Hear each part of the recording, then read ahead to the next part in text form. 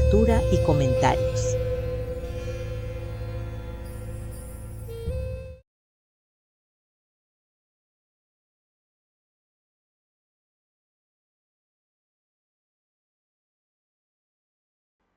Saludos a todos, muy buen día. Estamos en el programa Tantón Catún. Hoy es 8 de diciembre, 11 Serpiente. Pon atención, no te dejes llevar por la imaginación. Aprende a ahorrar y a conservar tus ganancias. Planifica, sé provisor. Y Omei, si nos puedes presentar a todos, por favor.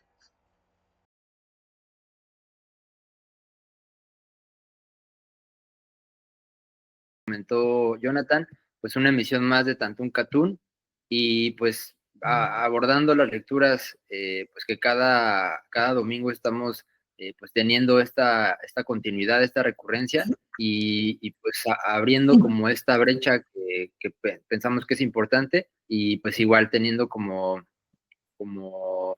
pues acompañantes en ese trayecto a algunas personas que están en Tulum, que están en otros lados del país, y pues también agradeciendo la presencia de todos los demás, pues que nos miran, que están acompañando y que comentan sobre todo y que hacen sus preguntas, porque pues eso alimenta sobre todo la discusión y pues le da vida, ¿no? Al final al patrimonio, que es lo que estamos de alguna manera difundiendo y defendiendo.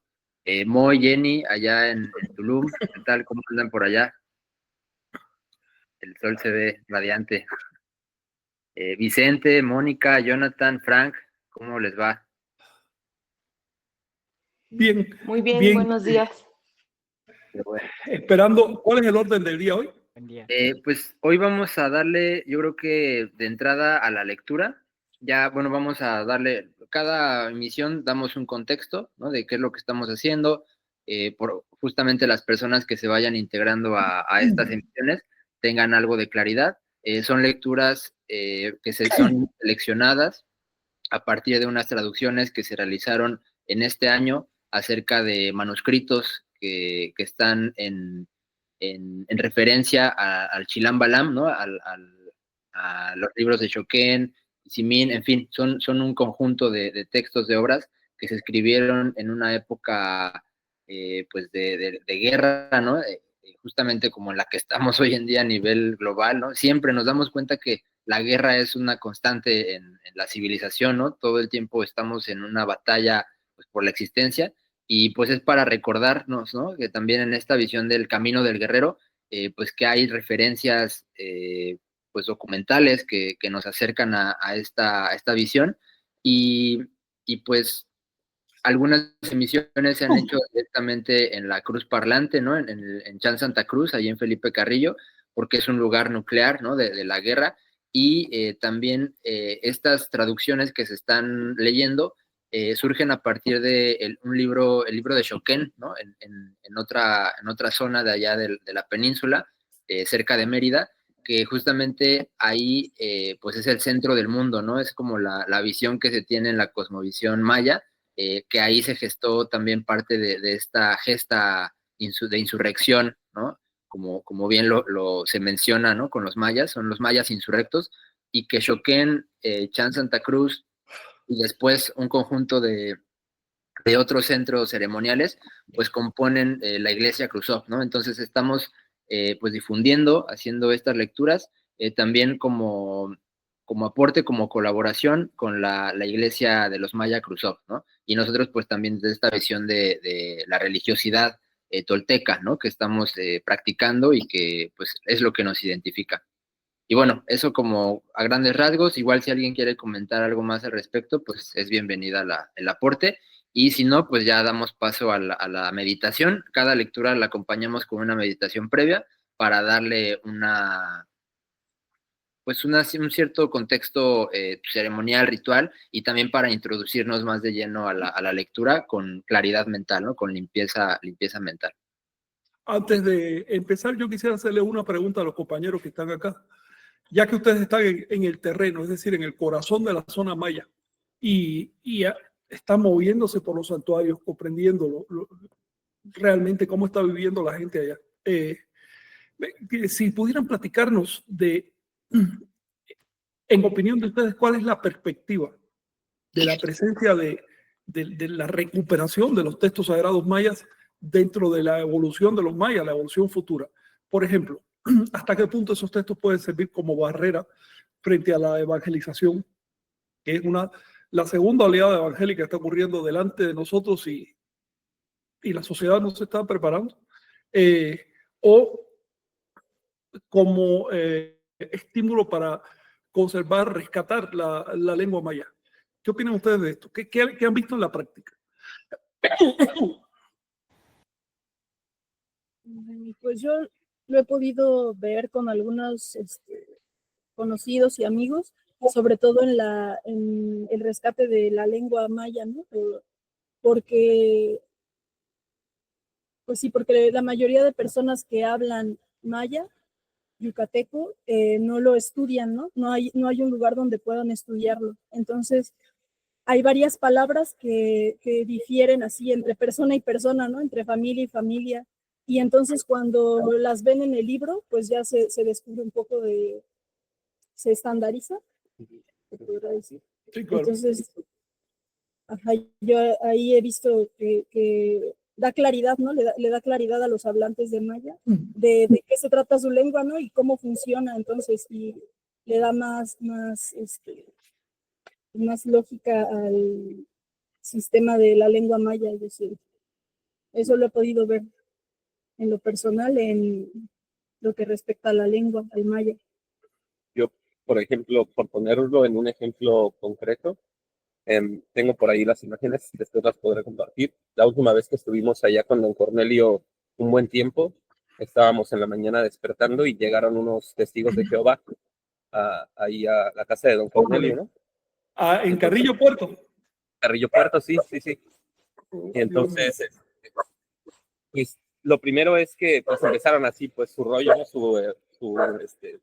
Pues a hablar de la Biblia, ¿no?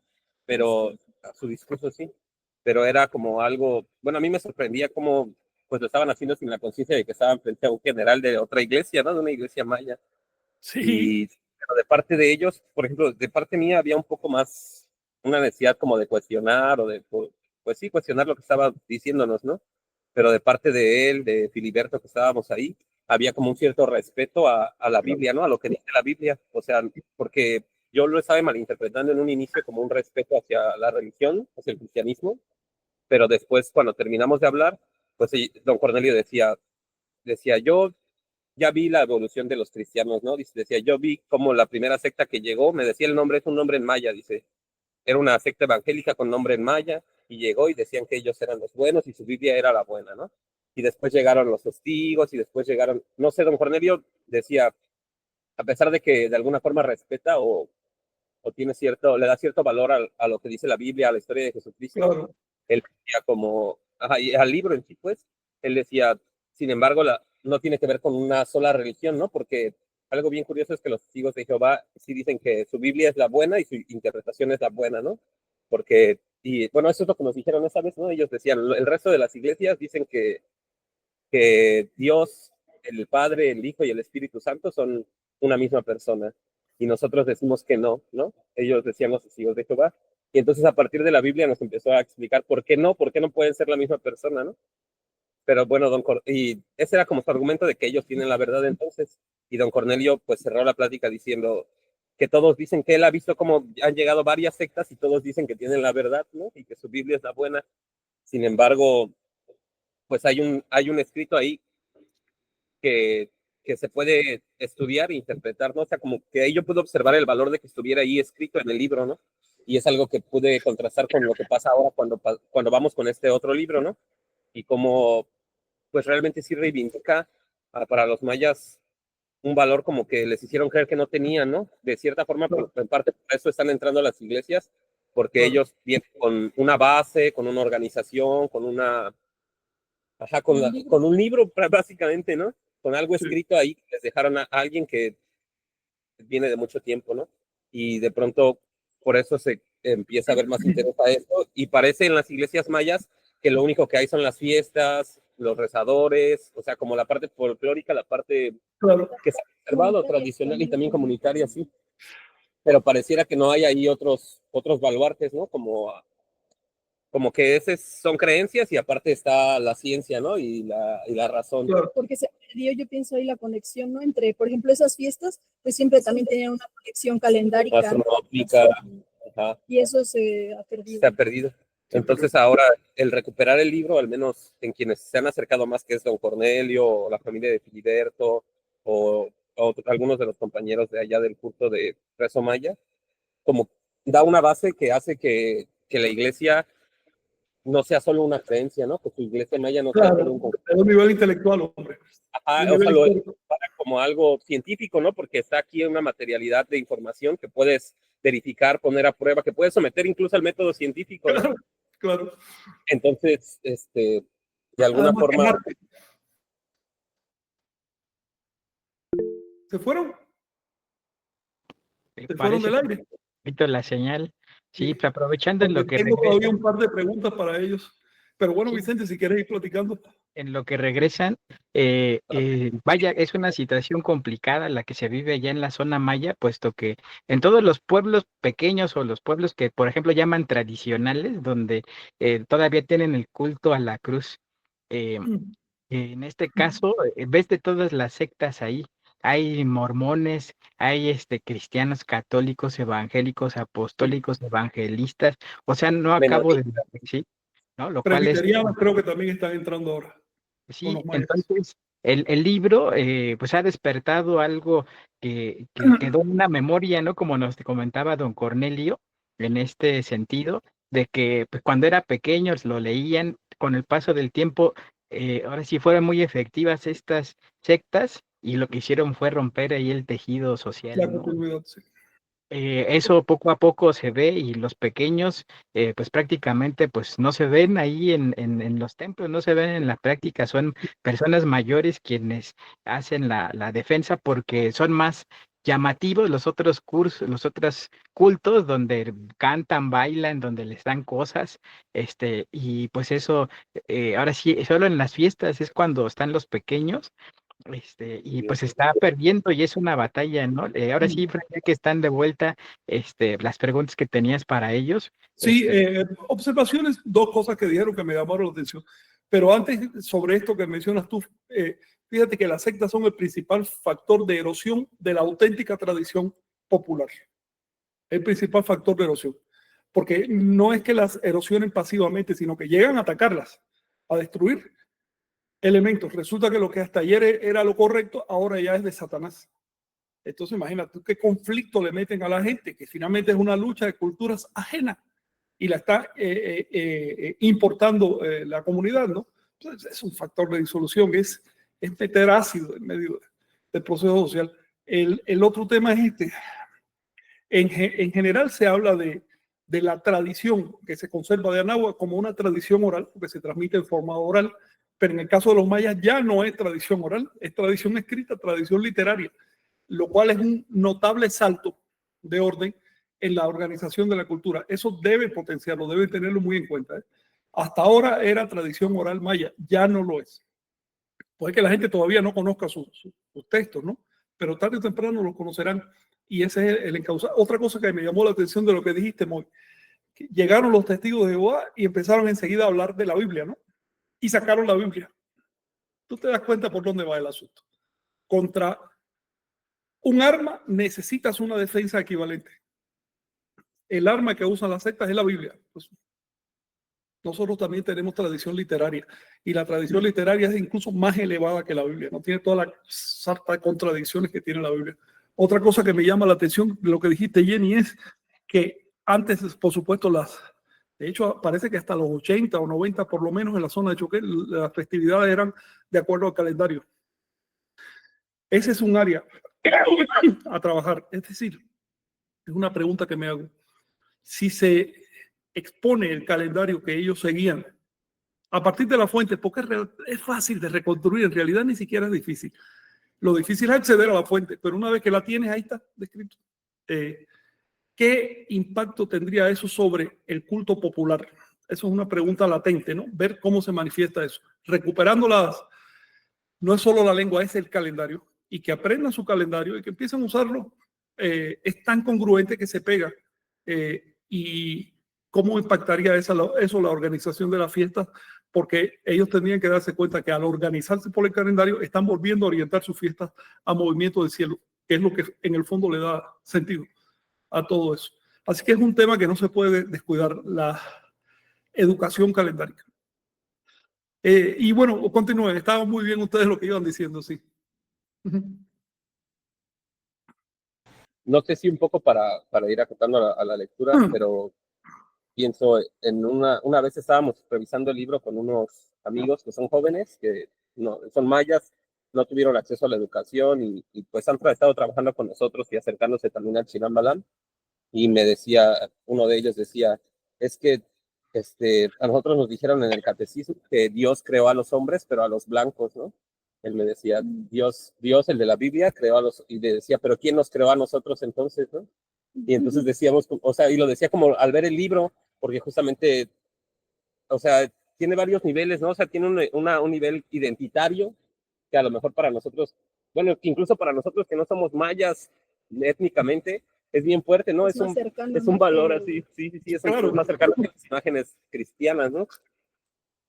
Y es, en ese sentido es como un montón de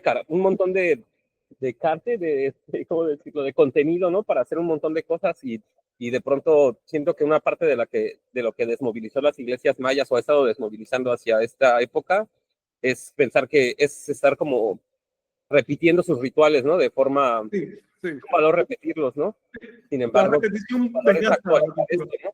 tu valor tiene que ver con actualizar esto que está aquí escrito con volverlo un hecho vivo, ¿no? ¿no? Esa forma. Que tenga un contenido exacto. Porque se ha mantenido la forma, pero se ha ido perdiendo el contenido. Entonces, de pronto, el solo haber la forma ha ido haciendo que la gente vaya perdiendo como el interés, ¿no? Sin embargo, o sea, es difícil que frente al contenido, frente a algo que te interpela en un nivel poético, en un nivel de diferentes niveles, varios niveles, sí, seas indiferente, ¿no? Pues realmente es importante, ¿no? Porque ya el propio libro provoca cosas con la manera en la que están escritas las palabras y lo que está escrito. Es muy poético. Entonces, te diste cuenta también que es poético, es poesía, ¿no? Hay secciones que de hecho tienen rima literal. Y entonces justo ahora, como ya en lo concreto, lo que ha pasado, creo que es como más fácil verlo como en nuestra realidad así más concreta, ¿no? En estas relaciones que habíamos estado haciendo con los mayas o con la iglesia maya, había un preguntar por el origen, por la identidad, pero a muchos vacíos, ¿no? Por ejemplo, tan solo en los números, ¿no? Se podía contar del 1 al 3 y ya está, ¿no? Sí. Y ahora con el libro es como que ya no solo están los mayas y nosotros en el encuentro, sino que está ahí el ancestro, ¿no? Claro. Ahí, que le puedes preguntar, ¿no? Por ejemplo, los números ya lo sabemos del 1 al 10, al 20, al 100, al 1000, ya pueden ver hasta los millones, ¿no? Sobre eso de los números tendremos que hablar en su momento, porque como ustedes están en el frente de batalla, el tema de los números va a salir a cada rato y hay un problema con la numeración maya a partir del 20 y hasta el 80. ¿Saben eso? ¿Saben esa historia? Bueno, se volvieron a pasmar. ¿Tú sí lo conoces, Omey? La posición de los órdenes. Sí, no es tan, la numeración maya no es tan sistemática como la náhuatl. La náhuatl la aprendemos en un par de horas. Ya te lo sabes todo porque es tan regular que parece artificial. Ninguna lengua del mundo tiene numeración tan regular como la náhuatl. La maya se ve que es más un producto popular. Entonces tiene una contradicción que hay que resolver. Y esto es algo que me gustaría tratar con ustedes en algún momento porque la verdad es que si la población ya no puede contar, a ver, yo hice una encuesta y al 9 ya les daba trabajo. Entonces no hay que esperar que la población lo resuelva. Eso si se resuelve va a ser con quienes estudian. Y es que digamos, la lengua maya tiene excepciones que hay que aprendérselas de memoria para poder numerar bien. Pero son excepciones que se pueden normalizar. Y yo estoy seguro que a estas alturas, si la cultura no hubiera sufrido a estas alturas, ya hace siglos que se hubiera normalizado, ¿no? Es lo que también pasa con el español. Al principio del español tenía contradicciones de sintaxis y de gramática que se fueron puliendo hasta surgen las normas. Te dice, ahora vamos a conjugar así. Esa historia le hace falta a las lenguas nativas de Anáhuac. Así que no es solo reflejar lo que hubo en un momento, sino también imaginar qué hubiera pasado si no hubiera ocurrido la conquista, cómo hubiera evolucionado eso, ¿no? tenemos que suplir en una generación 5 siglos de abandono cultural. Quedó trunca la cultura en el siglo XVI. Bueno, ese adelanto hay que suplirlo en una generación, es la condición para que sobreviva, porque la cultura que no evoluciona se convierte en pura repetición, como lo estás diciendo. Y hay un fenómeno que se llama el fenómeno de las generaciones, que es cuando tomas una foto de algo y después foto de la foto y foto de la otra foto. Llega un momento que ya no se ve ni lo que estás fotografiando porque cada generación pierde calidad. Y lo mismo pasa cuando simplemente repites un modelo cultural. Deja de ser cultura viva, se transforma en folclore. Entonces se necesita un elemento de contrapeso, algo que genere vitalidad. ¿Cuál es ese elemento? Por ejemplo, un libro sagrado. ¿Por qué los cristianos llevan 2000 años celebrando su Navidad y está tan vital como el primer día? Porque tienen un texto que tiene una profundidad superior a lo que puede entender una persona o incluso un grupo grande de personas y genera puntos de vista, genera hasta el sectarismo que a uno le parece incorrecto, pero en el fondo es vitalidad. Significa que hay puntos de vista sobre la cultura que no hay una conformidad.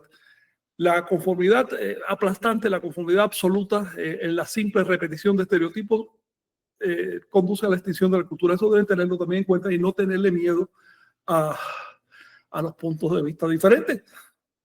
Incluso ustedes que ya han leído ese libro han visto que los propios chilames tenían puntos de vista diferentes. Así que la variedad es parte del asunto también. Pues sí. Yo ya solo como para cerrar, pienso en eso y, por ejemplo, hay una investigación que tenemos hecha ya como de varios años en San Juan Chamula, ¿no? Con el carnaval y que hemos sondeado varias veces con varias personas y nos comentan ellos que era algo que ya se estaba perdiendo, ¿no? Eran pocos grupos, pocas personas, como sobre todo porque solo los más grandes seguían practicándolo, ¿no? Y de pronto en el 2020 nos invitaron a participar un compañero que es de allá, un compañero que es chamulas y que viajó a Sonora a estudiar una ingeniería en una universidad indígena y que trajo un negocio de poner internet en San Juan Chamula, ¿no? Entonces, pero que pudo ver la diferencia de cultura, ¿no? Y le interesó como lo que hacía único a San Juan Chamula. Exacto. Y entonces él nos invitó a participar y entonces ese año pasó algo nuevo, ¿no? Porque participaron unos cashlanes como mashes, sí. Entre ellos uno que mide casi 2 metros que les llama mucho la atención y que este compañero además usó unos tambores mayo lloremes que son grandes y unos tenabaris, ¿no? Una máscara de venado, ¿no?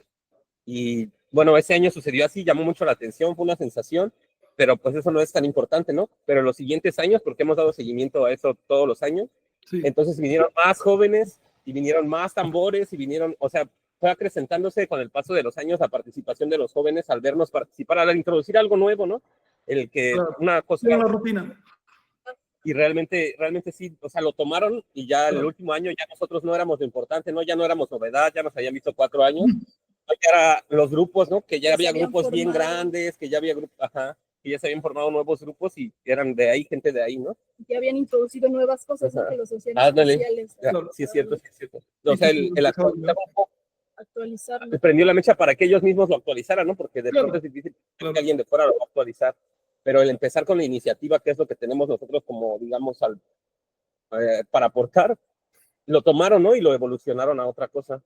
Y ya solo para cerrar con lo del libro, pensaba yo que también, sobre todo leyendo el libro de Shoken, el orden que tiene, también es un libro iniciático, ¿no? O sea, realmente también es un libro que leerlo tú mismo te va a introducir en la cosmovisión, como hablaba la profecía de Saúl, ¿no? Que leyó el libro de las 7 generaciones. Sí.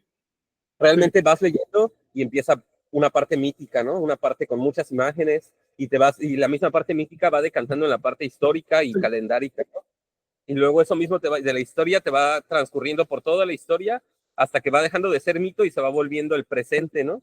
Y recuerdo mucho cómo lo estaba leyendo y te empieza a hablar como de que en estos periodos de decadencia y de esplendor, en algún momento se perdieron los nombres de los dioses, ¿no? Algo así comenta. Sí. Y entonces tú estás pendiente como que cuáles son los nombres de los dioses, porque el libro te los va a decir, ¿no? Y de pronto, y se va encontrando con que ellos mismos, los Itzaes, también estaban como recuperando esos nombres, y de pronto cuando estás al vilo de la atención, así, al vilo de la butaca, en vez de venir el nombre de los dioses, viene el lenguaje Suyúa, y luego viene la numeración maya, ¿no? Entonces, no, bueno, está bien padre. El libro Lo El puedes vivir choquén, tú mismo, si descargas el libro y lo ves, lo puedes experimentar tú mismo. el choquén, de hecho, si te fijas, no tiene los libros completos como unidades literarias, sino el pedazo que les hace falta en el momento. Se ve que era un libro de uso, de uso, de uso práctico, de rituales y de cosas. Y por supuesto que rituales iniciáticos. Entonces, también no descuidar que los libros empiezan, como dices, con lo mítico, siguen a lo histórico, después pasan al presente y terminan con lo profético. También son propuestas de acción social, porque las profecías son eso, propuestas de acción social, sobre todo cuando las descifran, ¿no? Oye, me gustaría en otro momento hablar con ustedes sobre, preguntarles sobre la iglesia Chamula, porque como es más pequeña que la Cruz, es como un laboratorio, está cerrada, ¿ves? Entonces ahí cualquier cosa se nota enseguida. La Cruz es mucho más inerte. Y sobre el papel que podrían llegar a tener los textos de Chilamalán, porque antes de que se desligara la Chamula, finalmente eran parte del proceso, ¿no? Maya. Entonces me pregunto, porque con la Biblia ellos no van a hacerla, ¿eh? Con Biblia y Coca-Cola o Pensacola, ¿no? No lo van a hacer. Sí, porque, bueno, sí, luego lo platicaremos en otro momento, pero sí es algo que tenemos en la mente, ¿no? Ya viene otra vez ese periodo del carnaval y hay por ahí bueno, la cruz de Chamula está ahí en el altar de la cruz parlante, ¿no? Por ejemplo. Entonces, quisiéramos, o sea, de un lado, Había enlace. compartir, hacer algo, pero Claro, sí lo claro. veo. Y yo creo que los de Chamula se van a dar cuenta de eso, porque ellos han podido estar aislados hasta ahora, pero en este momento si no se integran un poco más van a desaparecer. Es una historia extraña la de San Juan de Apula. ¿Sabía, Mónica, que ellos comulgan con Pensacola?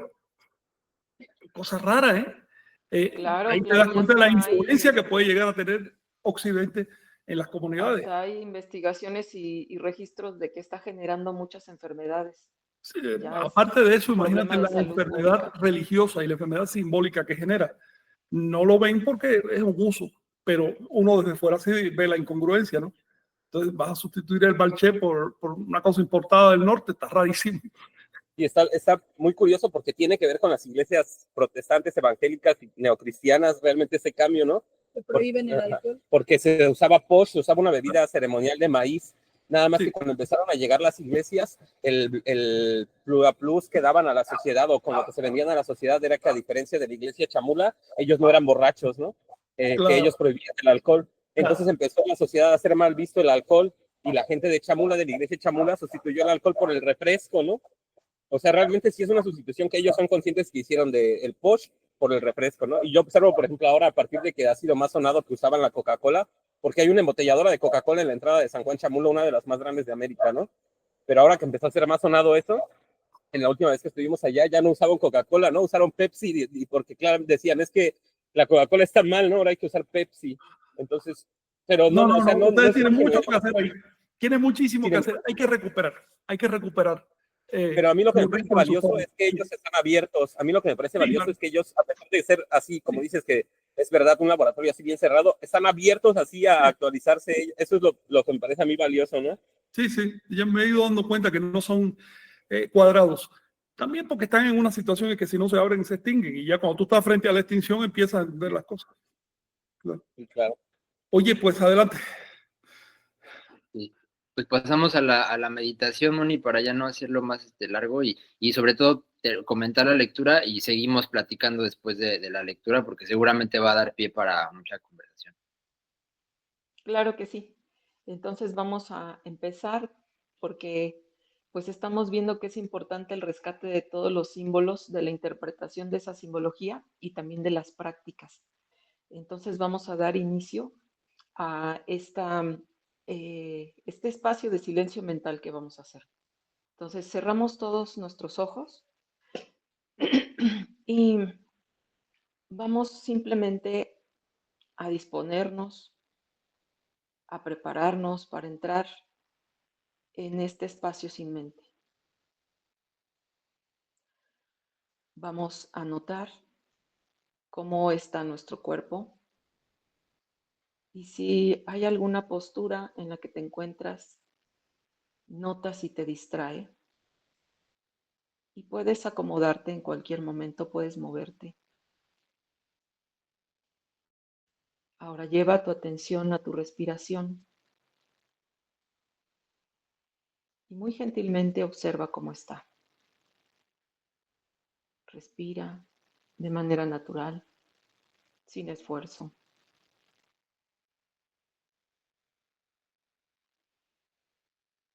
Y nota cómo este simple acto genera que tu cuerpo se empiece a relajar.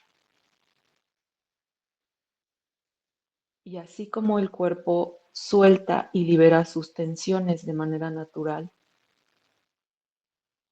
vamos a permitir que también nuestra mente empiece a liberarse. Nota cómo es la huella que dejó lo que acabas de escuchar, lo que acabas de decir, lo que te hizo pensar. Y tranquilamente, gentilmente, con delicadeza, permite que todo eso se apacigüe, que se suelte, que cualquier postura, punto de vista, se vaya disolviendo. Incluso si traes alguna carga, alguna presión física, emocional o mental, cualquier tipo de carga, este es el momento. Vamos a hacer este acto que está escrito en nuestro libro sagrado. Vamos a ofrendar, vamos a sacrificar. De manera que no te quedes con algo, que entregues toda esa carga. Y nota cómo está ahora tu respiración.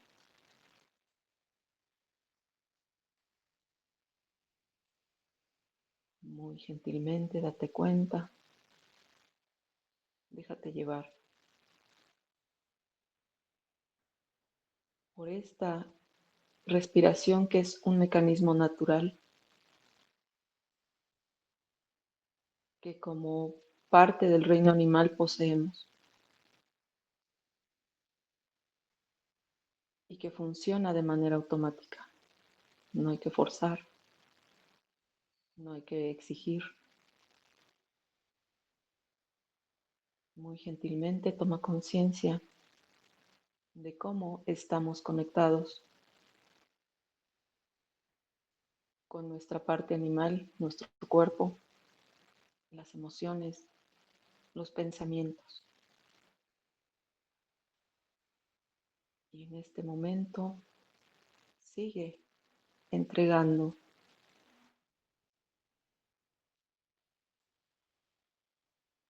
Y ahora vamos a introducir nuestra palabra de poder, que en este caso es Amo Mati. O si prefieres decirlo en español, sin mente. Vamos a estar así unos instantes para que puedas experimentar y practicar por ti mismo.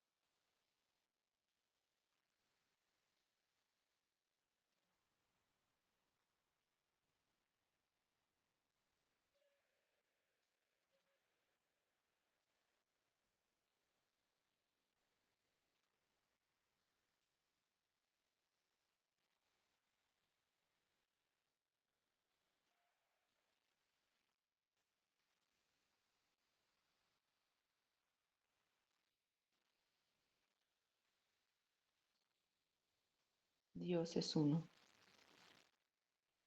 Serpiente emplumada es su nombre. nada pide. Solo serpientes, solo mariposas. Le ofreceré y en su presencia sacrificaré. Es así como vamos a ir preparándonos para abrir los ojos. Toma conciencia de tu presencia en este momento y en el lugar donde te encuentras. Y muy gentilmente abre tus ojos, disponiéndote a escuchar atentamente las palabras de nuestro libro sagrado. Adelante, compañeros.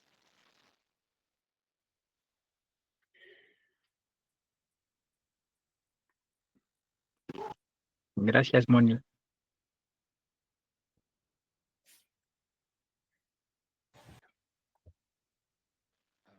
Un placer. Gracias por la meditación. Pues ya tengo aquí el libro. Pues ya sería esta la... ¿Sí se ve? Sí, Sí, Pues sí, esta sería la lectura de hoy. sí. ¿Nos apoyas, Jenny?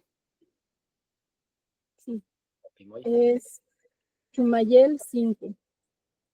Catún 5 Ajau de la serie K20, que va del 1600 al 1620, ¿sí es este, no? De 1860 a 1880 y se repite 2120, 2140.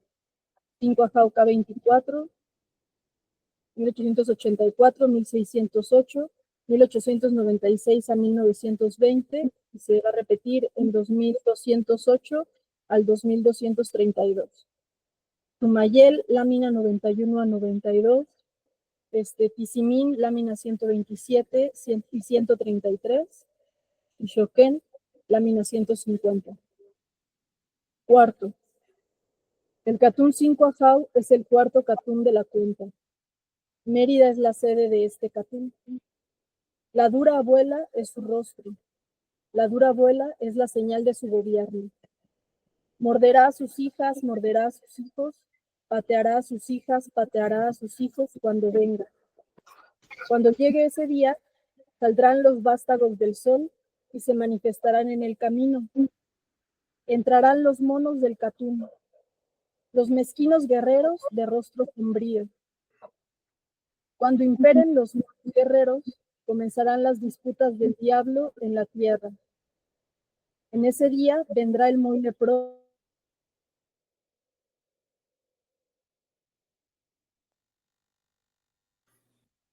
Seguimos mientras Jenny se vuelve a incorporar. ¿De acuerdo? Sí. En ese día vendrá el muy leproso o el muy enfermo y dirigirán su rostro los cargadores de los 4 rumbos del cielo a la encrucijada de los 4 rumbos. Verso 5. ¿Puede seguir, Jenny? Entonces habrá ahorcamientos en la tierra. Colgarán a los hombres por las gargantas. Morirán los grandes linajes y comenzará a extenderse el hambre por la tierra. Entonces alzará el cuello la gran serpiente venenosa para morder, y alzará el cuello la rata para morder, y comenzarán a morder. Morderán a los hijos, venderán a los hijos, venderán a las hijas. Luego vendrá a asomar su cabeza un cometa que enfermará de muerte al Señor de la tierra. Entonces llegará la marcha, cual fragor de sonaja. Se escuchará la danza del bullir de patas de enjambres de grandes hormigas rojas, las grandes mordedoras, las grandes devoradoras de miel. Se entristecerán nuestros corazones por la entrada del tributo, por el dolor y por las exigencias de los funcionarios ratas, los funcionarios zorros, los funcionarios insectos, los chupadores que exprimen a los pueblos. Te pateará con sus pies, golpeará tu espalda el advenedizo. Oh hermana, hermano, os insultará el de apariencia de rata. De flores serán en este Catún el estrado en que se sientan, el banco que exponen en la plaza frente a la comunidad, los de bancos de 2 días y esteras de 2 días. Entonces comenzarán a reducir a los moradores de los pueblos y ocurrirá que parcelarán la tierra a esos dos, la rata feroz y el zorro feroz, los funcionarios advenedizos con apariencia de perro, y traerán la epidemia. Y comenzarán a quebrarse las espaldas y caerán desfallecidos por las cargas. Enfermarán sus corazones y serán enterrados por causa de las fiebres. En el siguiente año, Oitzá, se agitarán sonajas de guerra y declararán la guerra al Estado maya y a todo el país. Mutuamente se desgarrarán las espaldas el ocelote y el lobo, en guerra devoradora. Se morderán y consumirán por su ambición de poder. Muchos colgamientos es la carga de este catún, pues serán ahorcados los señores de los pueblos. Se afligirán los rostros por la carga del catún. Es la palabra del Dios del cielo y se cumplirá. Mas acabará el sufrimiento de los mayas, cuando de repente vengan del inframundo los nahuales para cobrar la deuda de la tierra. Y ahí acabaría. Órale. Gracias, Jenny.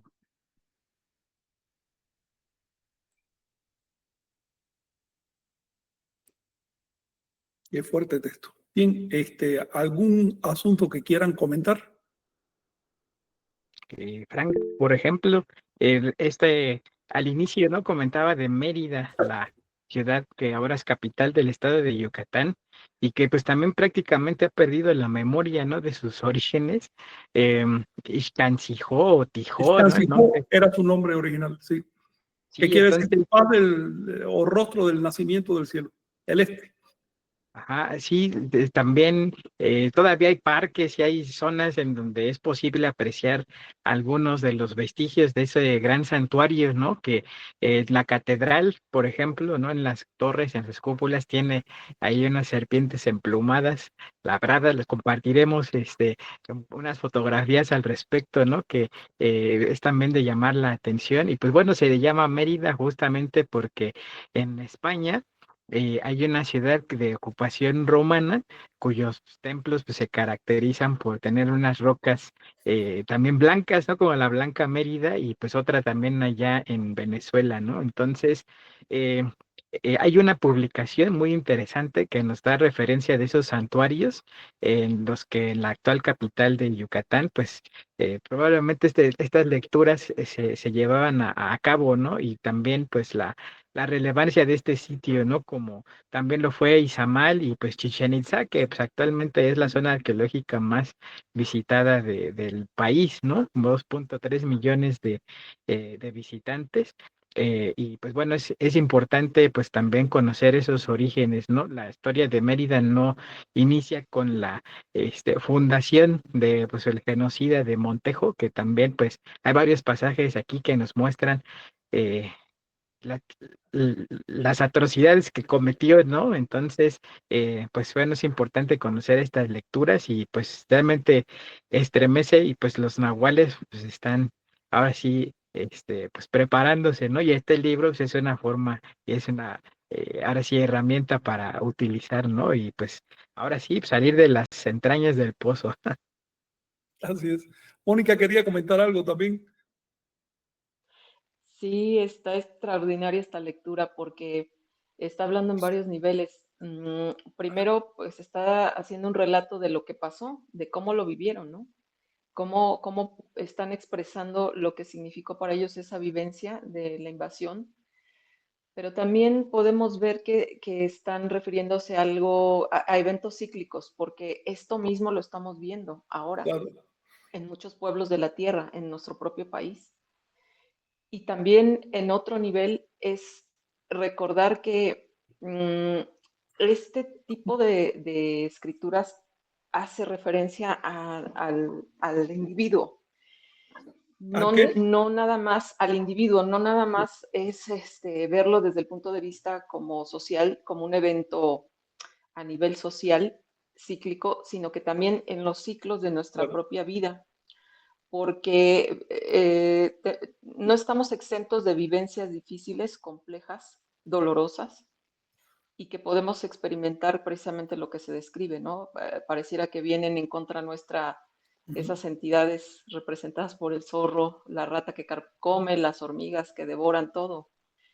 Y lo que se me hizo bastante claro fue el recordarnos que pues vienen los nahuales y que vienen del inframundo, es decir, como individuos también tenemos que prepararnos y desarrollar ese potencial que tenemos, esa capacidad que tenemos todos y que obviamente viene mucho de nuestro subconsciente, mucho de todas esas áreas que no son claras en un primer momento, que no somos capaces de ver, de comprender, pero conforme ampliamos y practicamos obviamente ciertas herramientas, estrategias, podemos alcanzar a tener esa claridad. Es decir, hay que ir también hacia ese inframundo, a explorarnos, a no esperar un caudillo, un héroe, un alguien ajeno a nosotros mismos, ¿no? Entonces, a mí se me hizo extraordinaria esta lectura. Es lo que les quería compartir. Sí, muy bueno. ¿Algo más que quieran comentar sobre esto o algún dato que haya quedado oscuro? Pues a mí me hizo pensar en esta última parte, cómo sella, ¿no? Con lo de los nahuales, y la visión del concepto como tal que se tiene en Occidente, que se puso de moda el concepto, ya lo sabemos, a partir de las obras, ¿no? de este autor, Castaneda, y que si tú investigas su obra, pues es este realismo mágico, ¿no? Es como lo conceptualiza Occidente. Y pues aquí se está hablando de los nahuales, tal cual, ¿no? De esa misma visión. Y me hace pensar justo qué visión tendría, o bueno, podríamos tener desde un punto de vista académico quizá, de estas lecturas, pues que quizá también son de realismo mágico, ¿no? Que justamente como juegan con las temporalidades, la visión profética, los distintos niveles de lectura, pues es más fácil conceptualizarlo como eso, ¿no? Como un realismo mágico que como realmente un carácter pues simbólico más profundo o inclusive identitario, ¿no? ¿Quién se va a identificar con esto, no? O sea, no lo van a no lo van a ver como algo funcional, como algo posible, porque es una crítica a las condiciones actuales, al cambio de régimen que se fue desarrollando y que pues justamente desde que empezamos a hacer las lecturas, de hecho, las empezamos justo en estas fechas de las efemérides estas del encuentro de los dos mundos, ¿no? Del 13 de agosto, ¿no? Del descubrimiento de América y cosas de ese tipo, y que justo empezaron a ver, pues, publicaciones, ¿no? Discursos, ¿no? De que había sido lo mejor para estas tierras que hayan llegado a conquistarse por otros de fuera y que no había habido ninguna matanza y que había sido todo muy bonito y muy hermoso. Y pues empezamos a leer y nos describen un panorama muy distinto a esa narrativa que se quiere generar, ¿no? Porque Sí. ya nos damos cuenta que pues las narrativas históricas van dando carácter y futuro Novela del futuro. exactamente, y a los proyectos políticos Claro. que se tienen en la tierra, ¿no? Entonces, pues vemos un estado de volatilidad política en todos lados y esto es muy vigente. Para mí, la verdad, me da mucho sentido, pues, abordarlos desde los diferentes niveles que se tienen, pero también las funciones que pueden llegar a tener, ¿no? En algún momento, y también cada vez me da como dirían popularmente, me cae el 20 de por qué no se había hecho, ¿no? Por qué no hay el enfoque que se requiere, ¿no? Para sacarle realmente el valor a los Claro. textos, ¿no? O sea, quedarían, si lo hiciera cualquier académico, si le hiciera cualquier otro enfoque más, pues no sé, como objeto de estudio simplemente, sin realmente darle una función social, ¿no? Como salirse de ahí y verlo desde afuera sin realmente entender, ¿no? Las implicaciones históricas e identitarias, pues queda realismo mágico, ¿no? O sea, no, como una literatura ahí de entretenimiento, ¿no? Y inclusive para hacer películas ahí, pues sí, Sí, de entretenimiento barato, ¿no? Burdo. sí. Pero realmente pues se le puede dar un tratamiento distinto a los textos y pues dignificarlos, ¿no? De alguna u otra forma, darles una función, ¿no? Que creo que es lo que estamos en esta experimentación que estamos realizando, ¿no? Tampoco es que tengamos una idea tan clara, ¿no? Del hacia dónde va, ¿no? Todo este asunto, pero más bien estamos experimentando y estamos pues intentando entender, ¿no? Cómo se articulan, ¿no? Los elementos y pues justo lo que siempre reiteramos, pues es que es parte del patrimonio, ¿no? No solamente del pueblo maya, sino es patrimonio de Anáhuac, ¿no? Porque lo vemos justamente de la humanidad inclusive, claro, y lo vemos articulado, ¿no? Es una situación pues de guerra, ¿no? Que se vivió no solamente en esta parte, ya lo hemos visto con otras lecturas que hemos hecho complementarias, ¿no? De los movimientos socioreligiosos que ha habido en toda esa zona y que justamente se nutren de esta visión milenarista y de esa visión mesianista, ¿no? Y que también, a mí también lo que me recuerda mucho son estos conceptos de la promesa y la primicia, ¿no? Que es como, es una convocatoria al final de cuentas, ¿no? Para hacer los nahuales, para darnos cuenta de que podemos, de que tenemos poder, ¿no? Que si lo buscamos, lo podemos obtener, ¿no? Más allá del poder mezquino, ¿no? Sino más bien poder de la voluntad, ¿no? Que si tenemos la voluntad de hacer cosas, se puede lograr, ¿no? Y no es una cuestión tampoco como de el echeleganismo, ¿no? Como de échale ganas y así, sino más bien, pues la práctica es lo que te va generando, pues, los logros, ¿no? Eso, más o menos como algunas reflexiones que me generaron.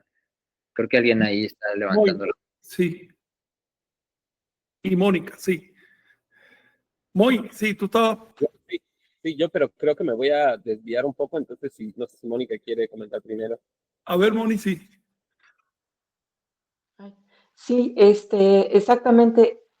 Esto de la práctica en la Toltecayot, como dice May, no tiene que ver con una actitud optimista y ingenua, ¿no? Sino es simplemente basándonos en el cultivo personal, vamos ampliando nuestra esfera de aprendizajes. Tenemos una esfera que a lo mejor nos lleva a unas limitaciones y a no darnos cuenta de lo que hay en el contexto e internamente de nuestras propias carencias, ¿no? O errores. Y conforme vamos ampliando esa esfera de aprendizaje, perdón, pues empezamos a tener una percepción mucho más amplia. De eso se trata, no es tanto de motivación, ¿no? Sino de un esfuerzo y de verdad de un compromiso con uno mismo. Es lo que quería comentarles. Sí, Moy, sí. Sí, a mí voy a comenzar. Me llama la atención la parte de este cartoon, donde habla de la abuela de esta abuela que va a vender a sus hijos, y la dura abuela, ¿no? Porque ese mito también se conserva en Shoken de forma oral, ahora que fue la caída del cenote que cayó. Esa era la profecía como que a la que más se apelaba, ¿no? Es una de las más presentes, que es que va a venir una abuela, una anciana, y que ella va a ser la única que va a repartir el agua del cenote, ¿no? Que le vas a pagar con uno de tus hijos para que te dé una jícara de agua, ¿no? Eso es en la historia oral. Pero conectándolo un poco con la realidad, es un poco recordando que estos sucesos han pasado, como ha pasado nosotros hace rato que hacíamos el análisis, pensábamos en el tiempo de la revolución, ¿no? En 1800 y en estos gobiernos de un solo día y en estas cosas, ¿no? Que han pasado, que van a pasar y que están pasando, ¿no? Voy a compartir pantalla porque lo voy a conectar con algo que le comentaba a este Omey. Y Moy, ¿qué te parece si dejamos ese tema? Me imagino que te refieres a las protestas, ¿no? Sí, iba a mostrar eso de las... Me gustaría que termináramos con eso. Okay. Porque sí se aparta bastante del tema, pero por otro lado es algo que merece la pena que documentes. Pero sí. Vamos a comentar un poco más este texto, porque sí han quedado algunos puntos oscuros, sí, incluyendo lo que tú acabas de mencionar. Sí, lo voy a referir al texto, entonces solamente como... Sí, por ahora, pero cuando terminemos el comentario, sí me gustaría que reflexionaran un poco sobre esto que está pasando ahora ya. Pero bueno, con orden. Vicente, ¿querías comentar algo? Sí, aprovechando ahorita que hablan de la viejita, ¿no? De la famosa Sí. viejita. Sí, de eso quiero hablar. Sí, Y retomando también lo que ahorita nos comentaban, ¿no? En el caso allá en Chamula y pues bueno, en todo Chiapas, ¿no? Donde sí el consumo per cápita de bebidas, pues de refrescos es abrumador. Llama también la atención, ¿no? Platicando mientras, ahora sí estábamos sondeando, ¿no? ¿Cuál era la reacción de la gente en torno al hundimiento de esa gran ceiba el choque. en Choquén? Nos decían, sí, es que la viejita es o sea, nos remite a algo que viene en este caso a ser como la parte oscura, ¿no? Como la hechicera, la bruja. Entonces, en ese sentido, llamaba mucho la atención, ¿no? Que, pero ¿cómo que te va a, ahora sí, a cuestión del agua, ¿no? Que por y te va a pedir un hijo por darte el agua y demás. Y decían, pues es que aquí se ven, ¿no? Las refresqueras, transnacionales, ¿no? Que hay de Francia, de Estados Unidos, pues sí, te venden el agua y te venden también agua, gasificada, los refrescos, y eso es lo que piden, ¿no? O sea, te da el agua, te la quita, por un lado te la vende, te enferma y te mata, ¿no? Y eso es lo que te pide justamente, y pues va más allá de que sea una empresa transnacional, ¿no? Es el imperialismo o lo que sea, sino justamente el pago ahora sí como ese tributo o ese sacrificio, esa ofrenda, ¿no? Sí. Que debe de hacerse, y a lo que invita justamente pues es a reflexionar en torno a estos elementos que pues son dañinos y que también forman parte de lo que pues ahora sí nos va mermando la energía, ¿no? Nuestros vicios, nuestras inseguridades, apegos, etcétera, contra los que hay que luchar, y esa es la forma en la que los nahuales emergen, ¿no? Esas son las batallas, ¿no? Que van más allá. Eso era lo que quería comentarnos, que es muy curioso. Perfecto. Fíjense que antes de seguir, quisiera detenerme en algunos detalles formales. Creo que ya hemos tenido suficientes lecturas como para entrarle también al aspecto formal de estos textos, porque eso les va a hacer falta después para decodificarlos. Por ejemplo, Vicente, tú mencionaste al principio que este Catún tiene sede en Mérida. Si se fijan en la parte maya, ahí no dice Mérida, dice Ixcancijó. ¿Ok? Como aclaro en el prólogo, los nombres de ciudades en uso que hayan cambiado, yo voy a poner la ciudad actual para que se sepa. Porque si te dice la sede de Catún es Ixcancijó, no vas a entender nada, ¿no?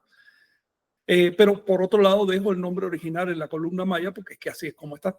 Esto nos llama la atención sobre dos cosas. Primero, que las ciudades en uso maya en gran medida cambiaron de nombre o su nombre se degradó, pero sobre todo las capitales, Valladolid, Mérida, por ejemplo, Carrillo, Puerto, pero sus nombres originales se conservan. Creo que puede ser algo interesante en el futuro la recuperación de los nombres originales de esa ciudad. En el caso de Mérida, se llamaba primeramente Ixcancijó, que es el este. Bien, Ish, el rostro, Ixcan hacia Sijo, el lugar por donde nace, obviamente el rostro del sol, quiere decir. Pero después, ya en la colonia se llamó hasta el siglo XX, le decían Tijó, quiere decir por donde sale el sol. Y ahora Mérida. Pero yo siento que, a ver, su historia anterior a llamarse Mérida fue más larga y más interesante, ¿no? Creo que vale la pena tomar ese detalle en cuenta. Otra cosa es que cada uno de los catunes que leemos, cada una de estas profecías tiene una sede en una ciudad. De hecho, no es tanto la ciudad como un santuario dentro de la ciudad. Por eso, generalmente se menciona la ciudad y ya el lector o el oyente, el escucha, sabía de qué santuario se hablaba. Pero a veces los catunes especifican el santuario tal dentro de la ciudad tal. No se sabe por qué, cuál era la causa, ¿no? De que tal catún correspondiera a tal santuario y así, pero parece que se lo repartían por santuarios. Otra cosa interesante es que todos estos santuarios están en una franja celeste, es decir, a determinada latitud de la Tierra, donde el paso del Sol divide los dos ascensos cenitales del Sol, se dividen en bloques de 13 días. Es decir, es la latitud mesoamericana que produce las trecenas. Ahí se los dejo por si alguien quiere estudiar ya la parte de arqueastronomía de esto. Este tema no se ha descifrado. ¿Por qué determinadas ciudades? Lo que yo sí vi que todas estaban en la misma latitud. Así que esto tiene una razón astronómico-calendárica, ¿no? Otra cosa es que cada catún, bueno, tiene su nombre. En este caso es el 5 ajau. Los catunes todos se van a llamar ajaus, porque los catunes están basados en una estructura calendárica que termina siempre en el glifo Ahau, que es lo que los nahuas llaman Xochitl, es decir, el glifo de flor, si quieres. Ahau es la flor de 3 pétalos que caracteriza al señor solar o a los más grandes, a los gobernantes, ¿no? Entonces, este se llama 5 Ahau. Los nombres de los catunes van bajando de 2 en 2. Si este 5, el siguiente catún se va a llamar 3, el otro se llama 1, el otro se llama, a ver, 5, 3, 1. Hay que repasar. 5, 3, 1, 12. 12. Después seguimos 10, 8, 6, 4, 2 y 13. Y de ahí vamos para 11, 9, 7 y volvemos a 5. Total 13 catunes. Van bajando de 2 en 2 porque si tú cuentas el número de días de un catún y lo divides entre 13, hay un residuo. ¿Ves? Necesitas 2. Bueno, te faltan 2 para cumplir los 13, entonces van bajando. La otra cosa es que cada catún tiene su deidad, por decirlo así. En este caso es la dura abuela. Si se fijan en el verso maya, dice Chish Uwish, es decir, Chish es su rostro. Yo tuve que traducir doble ese Chish, porque Chish significa literalmente abuela y dura. Por lo tanto, es un juego de palabras. Esa profecía de Choquén es juego de palabras. Cuando se dice vienen circunstancias duras, en maya también se puede entender, viene la abuela. ¿Ves? Viene la dureza, viene la abuela. Sí, por casualidad, la palabra significa las dos cosas y eso genera. Pero detrás hay otro juego más que es cosmológico y cosmogónico. La abuela de todos es la tierra. Esa es la dura abuela. Es dura porque es abuela porque genera, produce todo, pero al mismo tiempo se lo come todo. Por eso dice, va a golpear a sus hijos, le toca a la tierra golpear a sus hijos, la tierra va a reclamar lo suyo. Viene un momento duro, es lo que quiere decir. Morderá a sus hijos, ¿no? Más o menos lo que dice. Ok. Si tienen alguna cuestión formal, adelante. Para Omey, esta literatura es, como toda la literatura sagrada de la tierra, es realista, porque se refiere a hechos reales y verificables. Pero no es mágica, porque no es parte de lo sobrenatural, es iniciática. Así que realismo iniciático. Esta es una categoría que no contemplan los literatos en la actualidad, porque no hay en la actualidad un literato que esté iniciado y ni sospechan que existe un estado iniciático de conciencia. Entonces, de modo, no se le puede pedir más tampoco, ¿no? Pero en otras épocas sí, las culturas y las civilizaciones tenían muy en cuenta la dimensión iniciática de nuestra existencia y en el futuro volverá a recuperarse eso. Así que nosotros estamos haciendo un puente entre pasado y futuro para mantener vivo un concepto que es básico para entender estas cosas. Estos son textos iniciáticos, Moy ya lo señaló al principio. El solo hecho de leerlos con cierto silencio mental te va cambiando cosas adentro. Te introducen otras pautas de lenguaje que no son las habituales. Ya eso de por sí es silencio mental. Pero además un silencio mental de calidad porque también te está dando cultura y por lo tanto te está dando perspectiva, punto de vista. Si tienes una sola cultura, tú no puedes ver con profundidad el mundo, pero si tienes otra cultura, la estás incorporando, entonces tienes perspectiva. Así que hablamos de literatura iniciática. ¿Qué te parece el concepto? Ya que estás tan preocupado por ese asunto, ¿no? De conceptuar, pues adelante. Mónica, ¿tú ibas a decir algo, Vicente?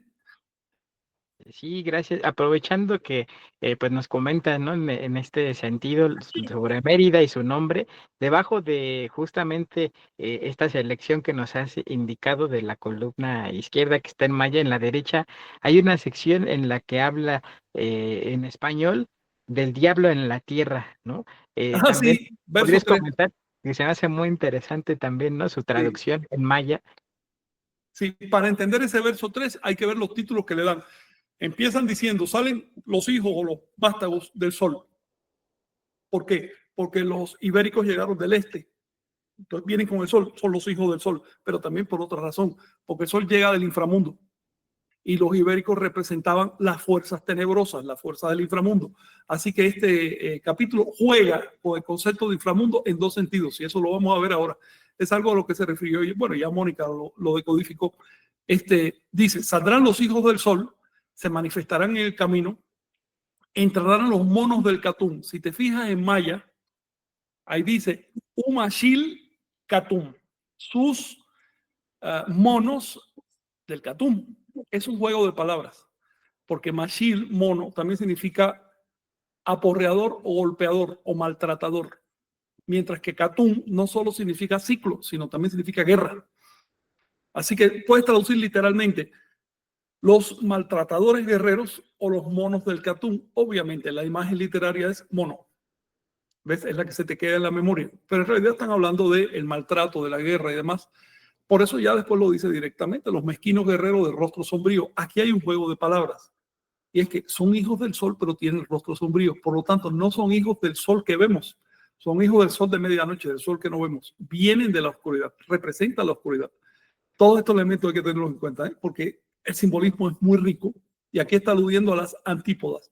El inframundo para los mesoamericanos eran las antípodas. Es lo que está por abajo de la tierra. ¿Ves? Ahorita mismo, a esta hora, las antípodas nuestras están a la medianoche. Ese es el inframundo.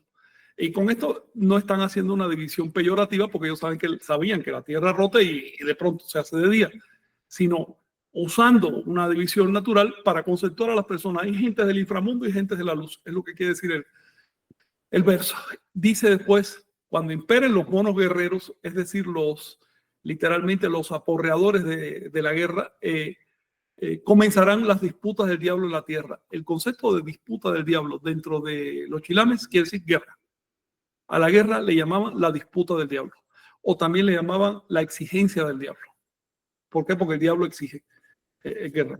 Y cuando dicen diablo, se está refiriendo, déjame ver qué nombre le dan acá. Fíjense, si se fijan en el verso 3, antepenúltima palabra, Kisin. Kisin es el nombre de el Señor de los muertos. No es el diablo cristiano, pero tiene la misma función en la cultura. El Señor de los muertos está reclamando víctimas. Entonces, por eso la disputa, o también se puede traducir como la exigencia del Señor de los muertos.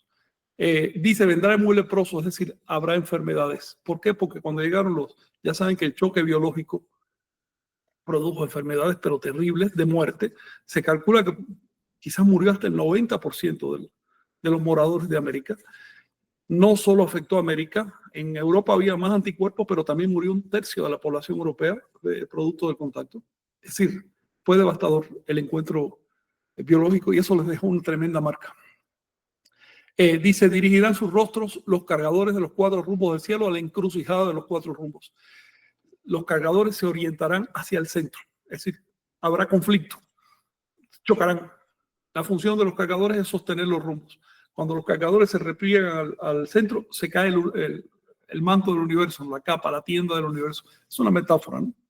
Y luego sigue describiendo todo tipo de cosas. Si ven alguna palabra que les resuene, Mónica mencionó el hecho de que a los funcionarios de tributos y a los funcionarios que dividían los campos y reasignaban los derechos de propiedad y eso, les llamaron las ratas y los zorros. Iban de 2 en 2 a los pueblos, observaban, tomaban apuntes y después llegaba el ejército, obligaban a hacer nuevas particiones, asignaban la propiedad a los encomendaderos, los españoles se les encomendaba a los pueblos nativos, le quitaban la propiedad a los nativos. Bueno, eso fue lo que hay en el fondo del hecho de que hoy las zonas nativas de Anáhuac estén en manos de personas que no son nativos. Les robaron su tierra, les robaron sus derechos. Y cuando me refiero a las zonas nativas de Anáhuac, quiero decir toda la Anáhuac, porque aquí no habían más que nativos.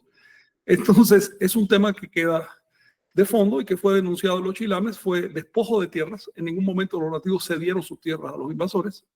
En ningún momento, hasta hoy. Por lo tanto, estamos hablando de la herencia de un despojo, la herencia de un robo, y eso es una cosa que yo creo que jurídicamente se debería analizar.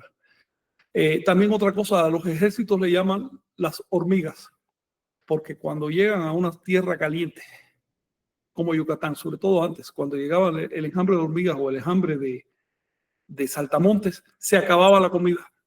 ¿Ves?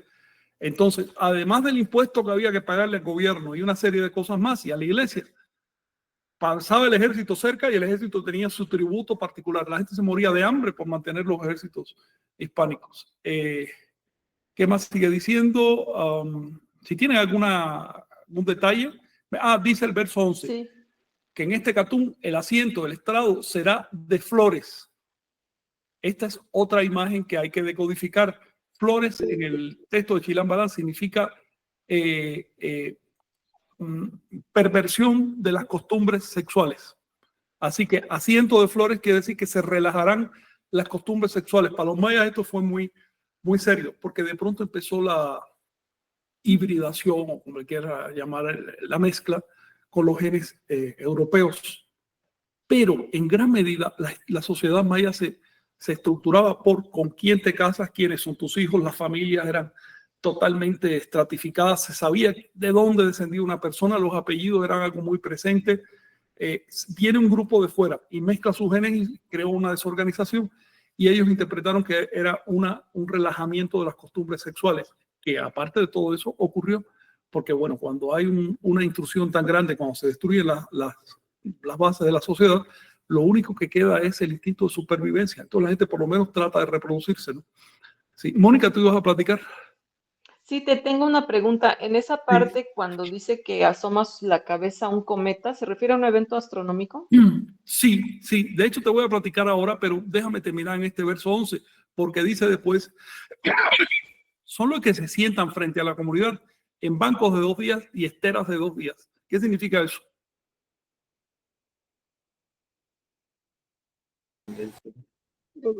Que no duran. Efímeros. No tienen un proyecto. Efímeros. Gobiernos de 2 días, es decir, efímeros, sin proyecto social. Es simplemente la lucha por ver quién queda en el poder, simple motivación electorera en este momento, ¿no? En esa época era simple motivación a ver a quién designaba el gobernador o a quién designaba el rey. Así de simple, no les preocupaba para nada tener un proyecto social. Eso significa gobiernos de 2 días, efímeros, sin calado y además sin raíz. No eran gobiernos que surgían del pueblo, que la gente misma elegía, sino que eran imposiciones, y como mismo los ponían, los quitaban, ¿eh? También durante toda la colonia hubo mucha movilidad. Y ahora vamos a tu pregunta, Mónica. Déjame ver dónde dice lo del... ¿En qué verso dice lo de el cometa? Ya no lo veo, está antes, en la primera página. Sí. Ah, sí, verso 7. Dice, asomará la cabeza un cometa que enfermará de muerte al Señor de la tierra. Aquí en la nota 9 lo aclaro, o pienso que lo aclaré. Si puedes leerla tú, Jenny, porque yo no... Si puedes leer la nota 9. Dice, los términos chamal, cometa, y chab, enferma, juegan con chamal, zorra, y chab, tejón, apodos de los recaudadores. Se refiere a la muerte del gobernador de Yucatán, Francisco Ramírez Briceño, en diciembre de 1619, último año del Catún, que asociaron con la aparición de cometas. Sí, de hecho, un par de meses antes aparecieron 3 cometas por casualidad, ¿eh? Se juntaron 3 cometas en el cielo y todo el mundo se asustó, mayas y españoles, porque en esa época estaba la superstición, ¿no?, de que el cometa era malo, y los cometas anunciaban la muerte de los señores. Y da la casualidad que un par de meses después muere el gobernador Briceño. Entonces eso dejó una marca, ¿no? Como diciendo, mira, hasta la naturaleza está molesta con esta situación. Sí, eso es lo que quiere decir ahí. Varias veces mencionan esa muerte como señal. ¿Qué más dice el texto? Que habrá... una cosa interesante. Verso 14. En el siguiente año se agitarán sonajas de guerra y declararán la guerra al Estado maya y a todo el país. El nombre que pueden ver en la parte maya, el nombre del Estado maya es Mayapatán y todo el país es Suyuapatán. Patán quiere decir impuesto. Impuesto. Mayapatán literalmente significa impuesto maya y es el concepto maya para decir Estado. A un Estado, en sentido ya político, le llamaban el impuesto. Es decir, la organización tributaria para poder mantener las carreteras y las cosas, ¿no? Los ejércitos, lo que tú quieras. Bueno, eso se basaba en el impuesto y el impuesto le daba nombre al orden. Es lo que hoy en español llamamos Estado. Quiere decir estratificación, ¿no? De responsabilidades, de niveles. Bueno, eso significaba Mayapatán. Y también habla de Suyuapatán porque además de Mayapatán, que es propiamente el Estado maya, estaba el resto del país. Y a eso le llaman Suyuapatán, el impuesto de Suyua, o impuesto quiere decir también organización. La organización, vamos a decir, de Anáhuac. Suyua es otro nombre de decir Anáhuac en política. Ahora, voy a esto, que esta idea que circula modernamente de que los antiguos eran tribus, eso es una idea, es tonta. eran una organización con todo lo que lleva. Había estados, había confederaciones de estados. Aquí mismo ustedes están viendo una diferencia de grado entre lo que es propiamente el estado maya y el resto del país, organizados con una palabra además que significa organización. Luego, salgamos de esta imagen tribal que nos han sembrado de cómo eran las relaciones en Mesoamérica. Se trataba de estados con capitales y demás.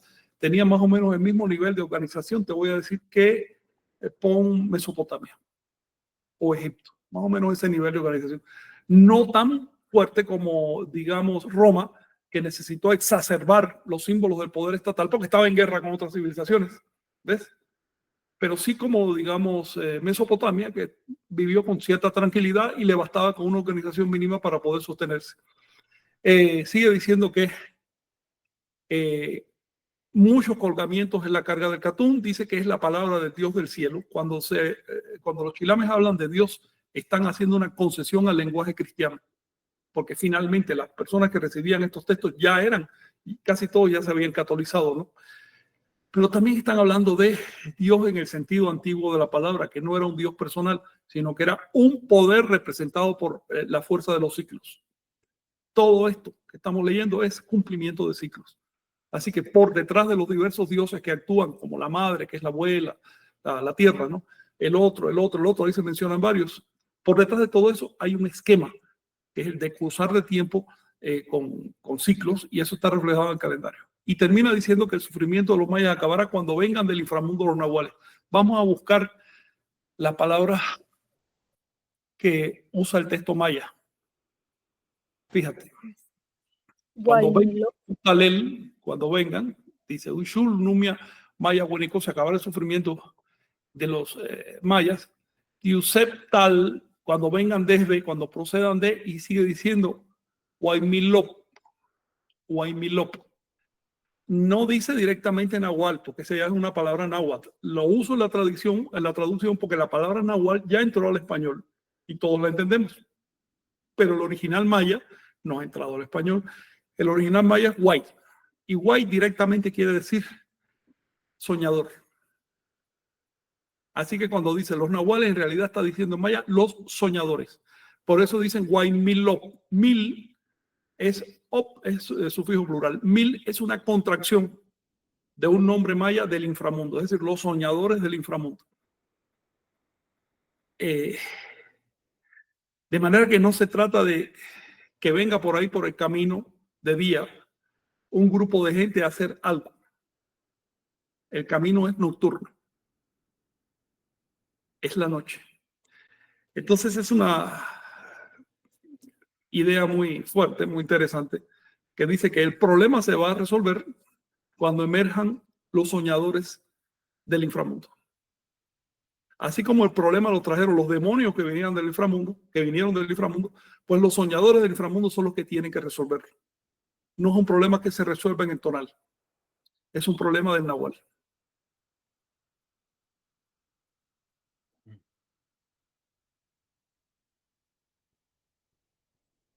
Eso le quería decir. Gracias, Frank. Sí. Si tienen alguna idea, ya para ir terminando, la última frase me llama la atención también. Dice, para cobrar la deuda de la tierra. Esto es un juego con el hecho de que el estado maya se llama Mayapatán o el tributo maya. Es decir, cuando se habla de cobrar la deuda, es tanto en sentido literal, la deuda de tributo que se le debe al estado maya, como la deuda moral, obviamente, ¿no? Pero bueno, es decir, hay muchas cosillas aquí que si ustedes las meditan, las van a deducir. También se requiere una decodificación lingüística, ¿no? Porque de otro modo se pierde. Por ejemplo, hoy en el maya actual, guay es brujo, ¿no? Como solo así, o nahual, pero guayac es sueño, bueno. Claro, guayac de sueño. Sí. Y guay solo es la noche, lo oscuro. Pero ahora ya se dice de otra manera, acap. Entonces, el guay es el brujo. Va cambiando la cultura, pero cuando se escribió esto todavía el guay era positivo, no era brujo. Era el sabio, el que sabe soñar. Fíjense cómo hay diferentes tipos de religiones, ¿eh? La religión mesoamericana no le tenía ningún miedo a la oscuridad. Le gustaba la oscuridad. Y desde la óptica cristiana eso es diabólico. Se acumulan equívocos sobre equívocos y terminamos heredando una imagen totalmente distorsionada de la realidad que, como mencionó, creo que fuiste tú, Vicente, o que lo mencionó, que cambia el futuro, modifica el futuro, afecta lo que va a pasar después.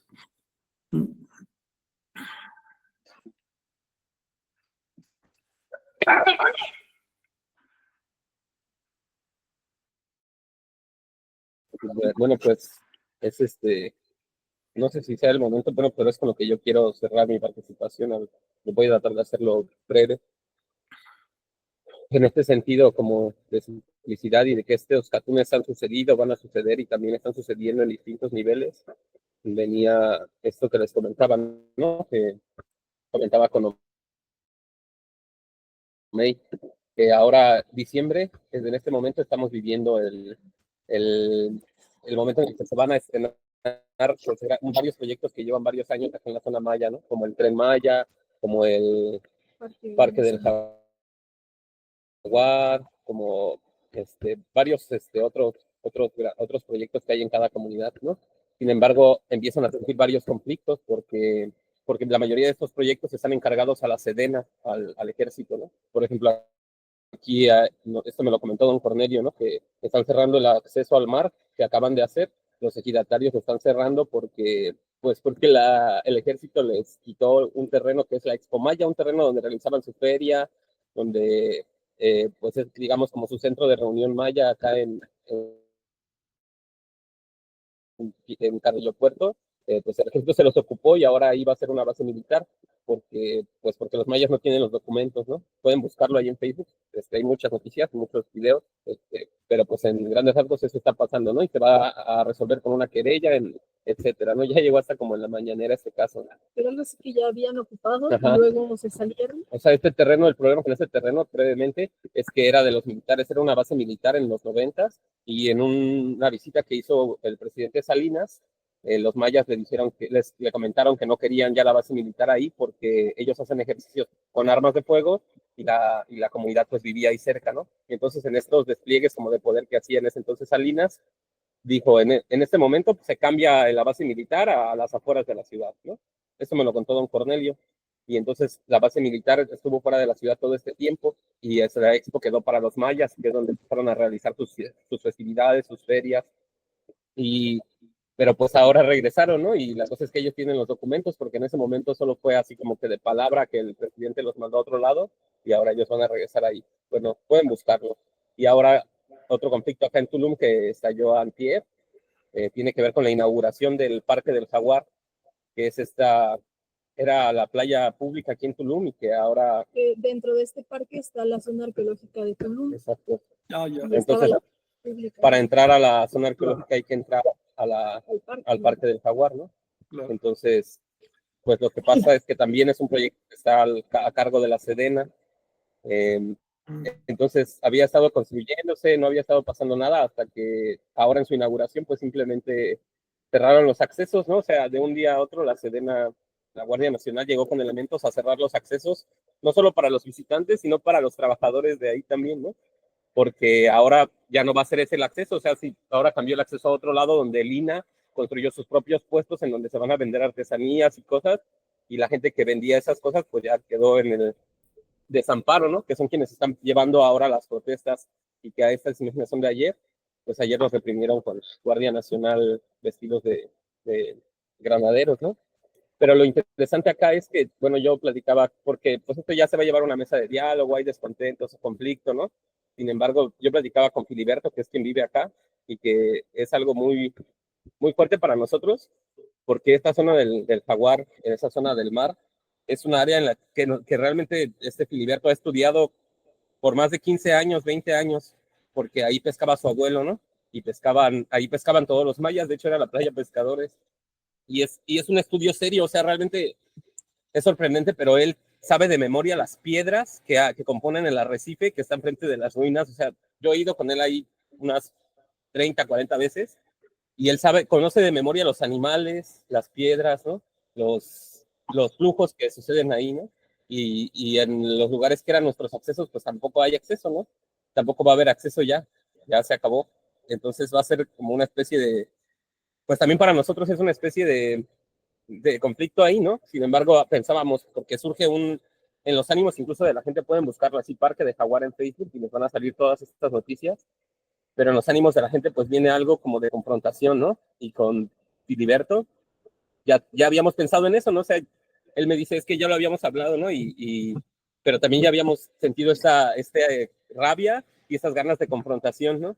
Pero ya también hemos estudiado con los chilames y con la historia, cómo pues no, la batalla no va a ir por ahí, no se va a ganar por ahí, ¿no? No se gana, ¿no? Ellos están más armados que nosotros, ¿no? Veíamos esta semana que sentíamos esa rabia, nos pusimos a ver las imágenes de cuando el ejército masacró a los zapatistas, ¿no? Que están ahí en YouTube, esas imágenes de cómo fueron rapagueados con avionetas, de cómo, pues, los masacraron, ¿no?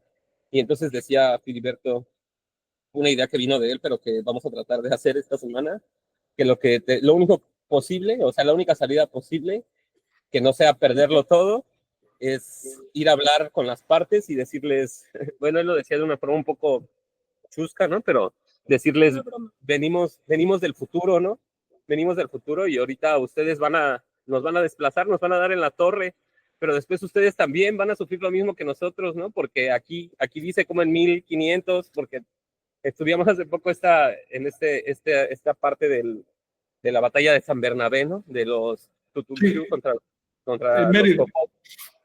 Y entonces él decirles, venimos del futuro o del pasado, de donde sea, pero esto ya ha pasado y sigue pasando, ¿no? Que es, para mí, quiero cerrar con esto porque a mí me remite al libro, ¿no? Me resuena o me conmueve mucho porque había sido mucha rabia para nosotros el ser desplazados de ahí también, sí. Pero me conmueve mucho cómo vino de Filiberto la idea de que para nosotros hasta hace poco la única salida iba a ser así, confrontarnos a la brava, ¿no?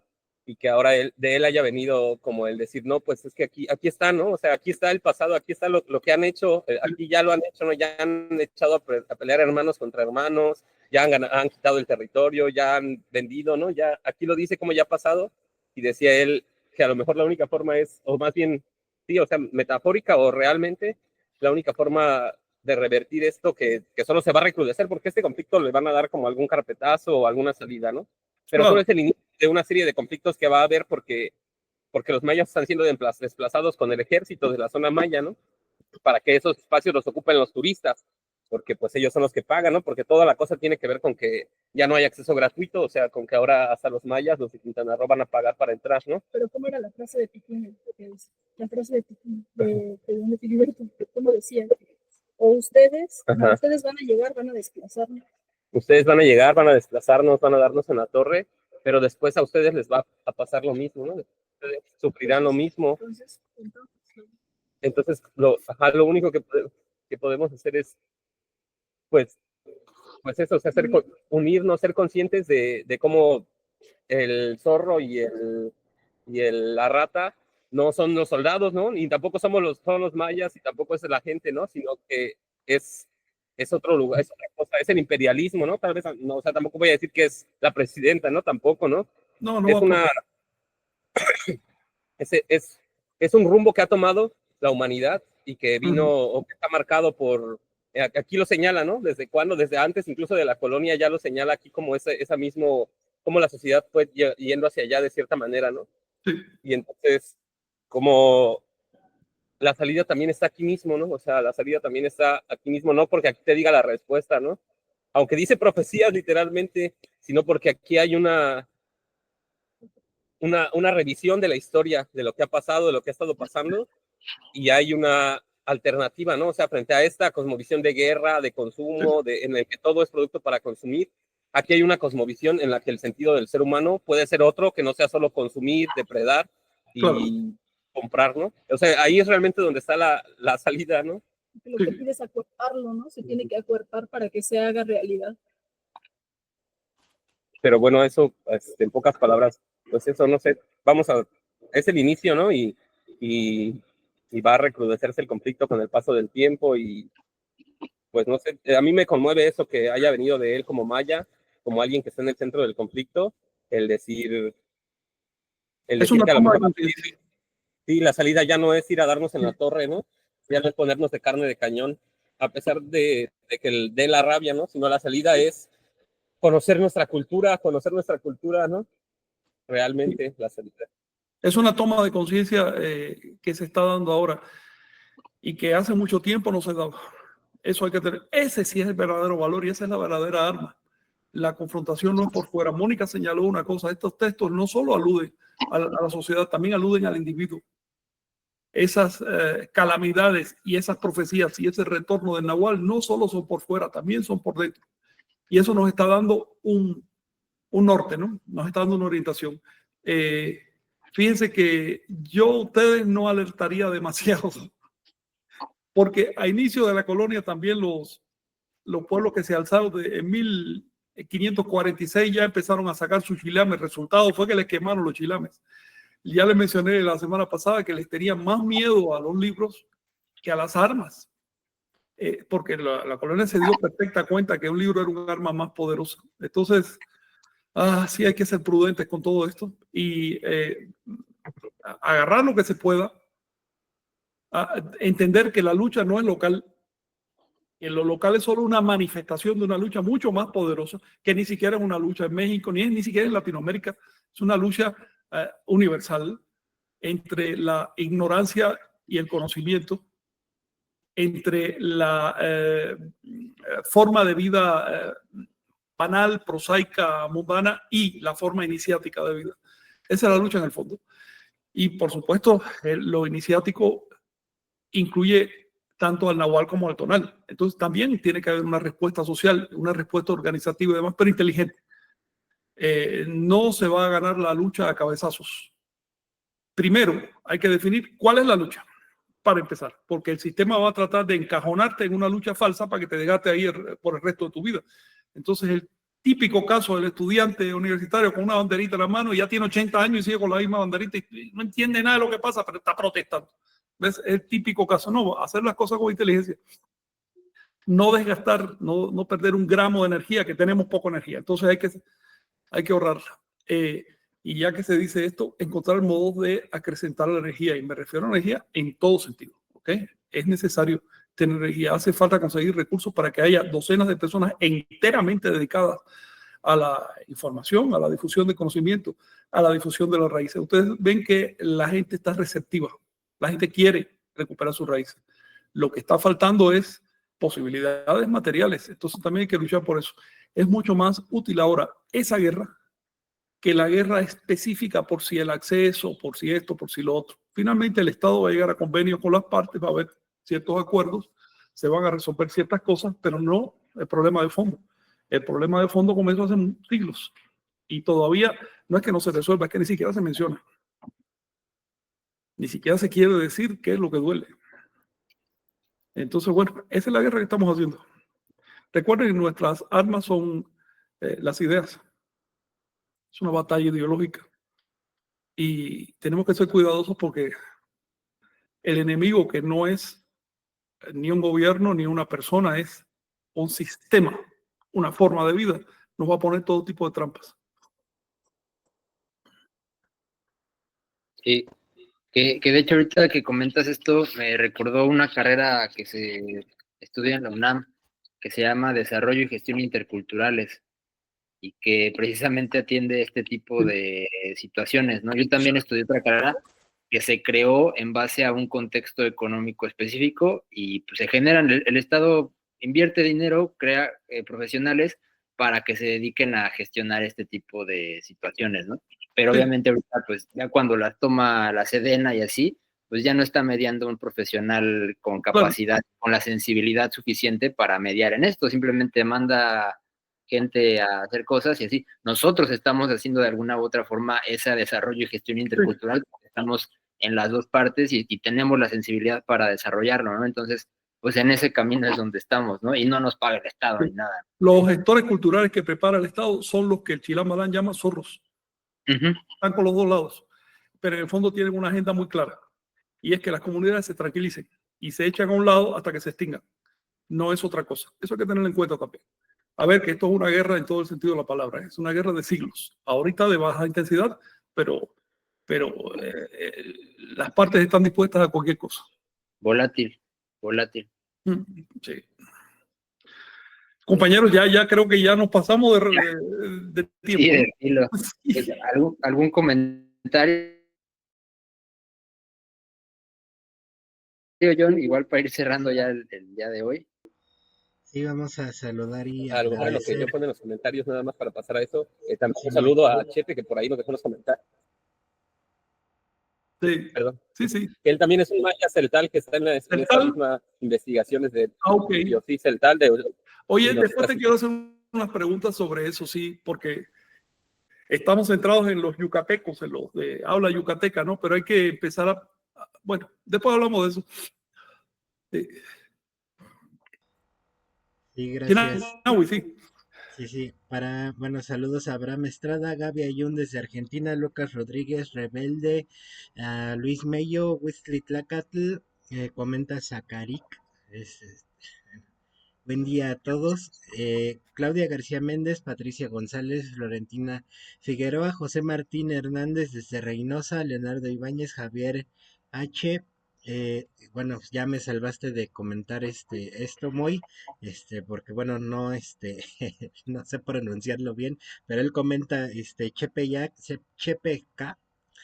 Un saludo a sus corazones, un abrazo a la distancia. Aquí lo escribió, eh, pero bueno, no sé, intento pronunciarlo, pero no, no manejo la lengua. Lek ai, Ichha, Spatival a Wat Anik, Tapasilik, es lo mejor que puedo pronunciarlo. Disculpa si lo pronuncio mal, después ojalá que podamos escucharte bien.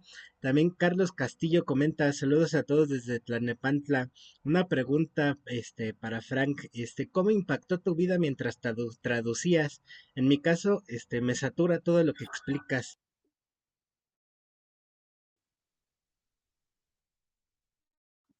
¿Le satura qué cosa? Te perdí un Todo lo segundo. que, sí, todo lo que ¿Qué le explicas. satura?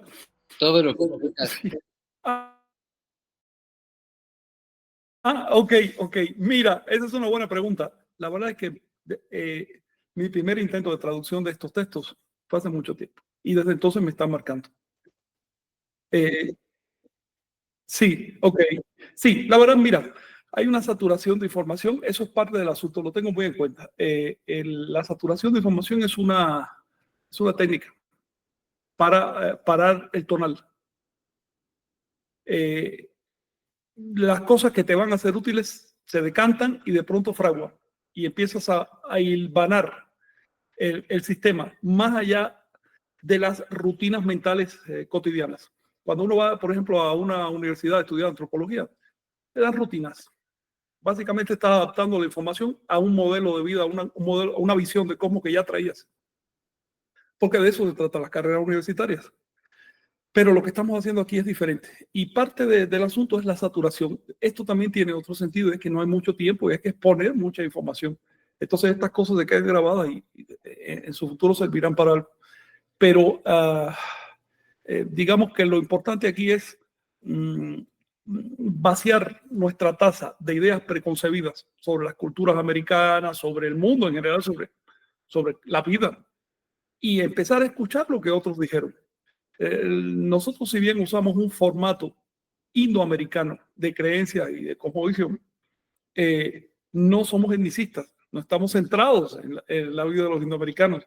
Estamos usando ese formato para llegar a Nahual, y el Nahual es universal. No solo terrestre, está en todas partes del universo. Entonces, eso es lo que de veras importa, hacerle espacio al Nahual. Mónica mencionó algo que hay que volver a tocar. Ese espacio se le hace en la noche, se le hace ensoñando.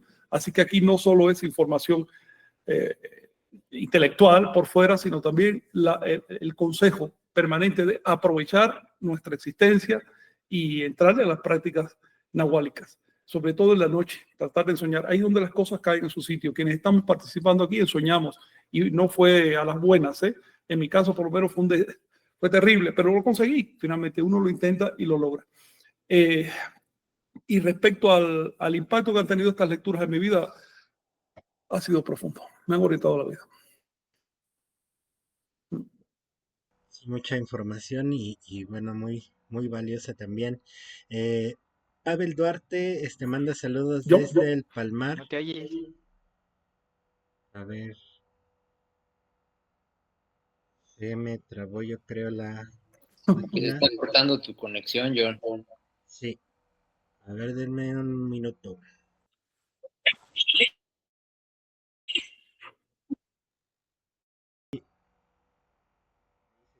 no, está muy entrecortado. Bueno, Omey, tú querías platicar algo para ir concluyendo. Sí, pues solamente agradecer. A ver, No, está muy entrecortado. Está John, muy ya bien. después platicamos, sí. Nos Sí. vamos a despedir nosotros, sí. Sí, no, pues solamente agradecer y pues mencionar que pues ya llevamos varias lecturas. Vamos a hacer pues un par de encuentros más quizá para ir dando cierre y pues eso, o sea, mencionar que pues va a ser un cierre de año con igual unas 12, 13 programas que ya llevamos varios Sí. y pues solamente agradecer. Igual creo que aquí ya tengo los comentarios, dice Javier H. Por último, esta guerra de baja intensidad es para mitigar la ignorancia y miedo y que los nahuales puedan componer. Florentina Figueroa dice, ¿cómo se puede entender el planteamiento de que vendrá el nahual? Bueno, creo que eso ya lo explicamos. Saludos desde Tierra Otomí, el Estado de México. Saludos los eclipses de este año en tierras anahuacas. Bueno, son algunos comentarios que vi ahí en la página. Sí. Y pues gracias. En la siguiente lectura, Omey, vamos a darle continuidad a esto que leímos hoy sobre qué significa esto de la llegada de los nahuales. Así que, Florentina, vamos a volver a tocar este tema porque la siguiente lectura responde a solsticio de invierno y entonces vamos a tratar otro tema. Ok, bueno, pues de mi parte sería todo. No sé si alguien quiere agregar algo Perfecto, más. ya nos pasamos mucho. Sí. Chao. Pues Nos estamos viendo. un Gracias. saludo a todos. Gracias, y John. Ya lo que después quiero platicamos. agregar es que practiquen la meditación. Sí. Eso también los va a introducir al nahual. Así es. Meditar todos los días. Así es. Gracias. Chao.